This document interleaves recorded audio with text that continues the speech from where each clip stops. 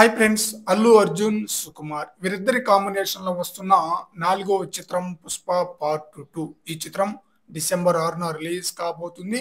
ఇప్పటికే ఈ మూవీ నుండి రిలీజ్ అయిన సాంగ్స్ ఆడియన్స్ కి చాలా బ్రహ్మాండంగా ఆకట్టుకుందనమాట.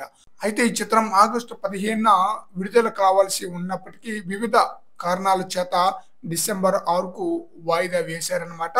అయితే ఆగస్టు 15న విడుదల చేసి ఉంటే బంగారం లాంటి అవకాశాన్ని ఉపయోగించుకునేదని సినీ విశ్లేషకుల యొక్క అభిప్రాయం అన్నమాట.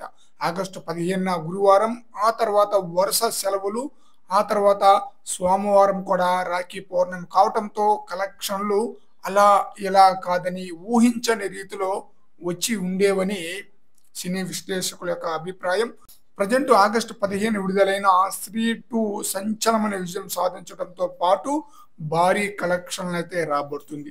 ఈ సినిమాకు పోటీగా విడుదలైన వేద, double smart, Khel care may లాంటి సినిమాలు స్త్రీ 2 మూవీకి దరిదాపులో కూడా రాలేదన్నమాట.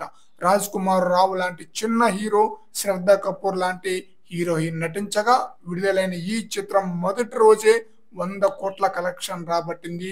3 రోజుల్లోనే 188 కోట్ల కలెక్షన్ రాబట్టింది. ఒక కామెడీ హర్రర్ సినిమా, అందులోనూ చిన్న బడ్జెట్ తో తీసిన సినిమా.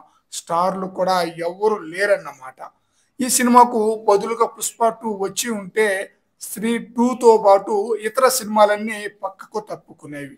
తెలుగులో డబల్ స్మార్ట్, మిస్టర్ బచ్చన్ కూడా వారం 2 వారాల గ్యాప్ తో రిలీజ్ అయి ఉండేది.